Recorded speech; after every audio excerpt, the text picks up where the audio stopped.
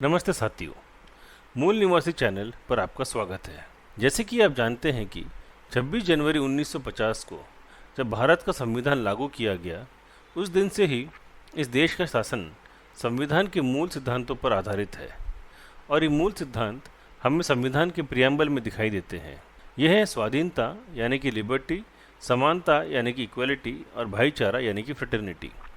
इन सिद्धांतों की वजह से भारत एक लोकतांत्रिक देश माना जाता है। लेकिन आपने इस बात पर गौर किया होगा कि पिछले कुछ सालों से एक हिंदू राष्ट्र की मांग की जा रही है। ऐसा कहा जा रहा है कि भारत एक हिंदू राष्ट्र में तब्दील होना चाहिए, जो कि राम राज्य के सिद्धांतों पर आधारित है, न कि भारत के वर्तमान संविधान पर। लेकिन सबसे पहले ये सवाल उठता है कि क्या वाकई में ऐसा कोई राम राज्य इस धरती पर था या नहीं।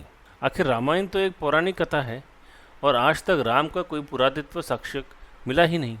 तो हमें एक पौराणिक कथा का ही विश्लेषण करना पड़ेगा इस बात का पता लगाने में कि क्या राम राज्य भारत के संविधान के अनुकूल है या उससे विपरीत है।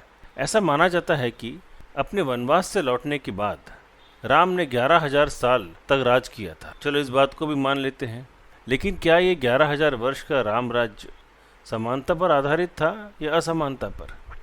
तो हकीकत यह है कि राम राज्य चतुर्वर्णा पर आधारित था। आप शंबुक की कहानी जानते होंगे, जिसमें राम ने शंबुक, जो कि एक शूद्र था, उसका वध किया था क्योंकि शंबुक ने तपस्या करने का साहस किया।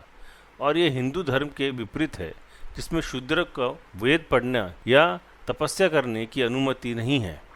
और शंबुक की तपस्या करने से एक ब्राह्मण के बेटे की मृत्यु हो गई।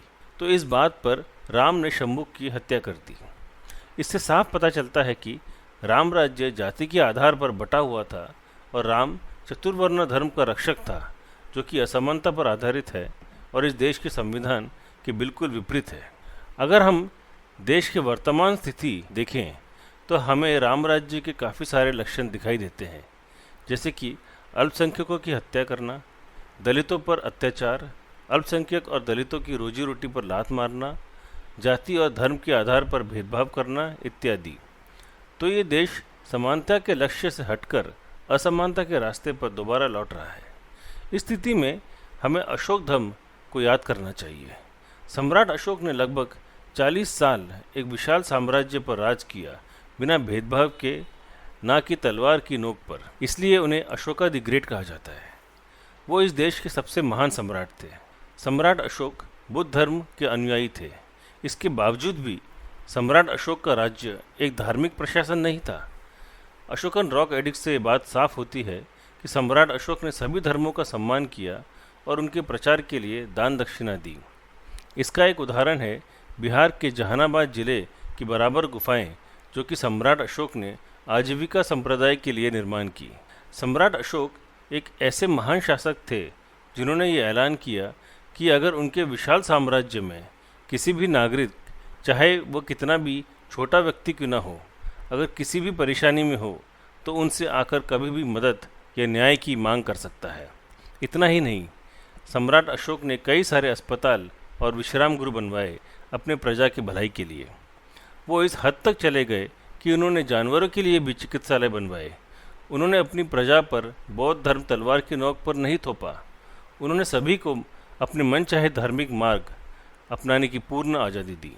इससे बात तो साफ होती है कि सम्राट अशोक का प्रशासन हमारे संविधान के अनुकूल था।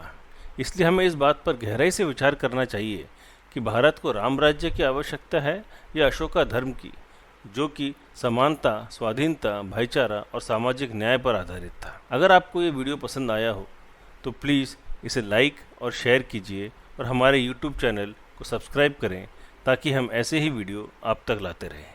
जय भीम, जय भारत, जय मूल निवासी।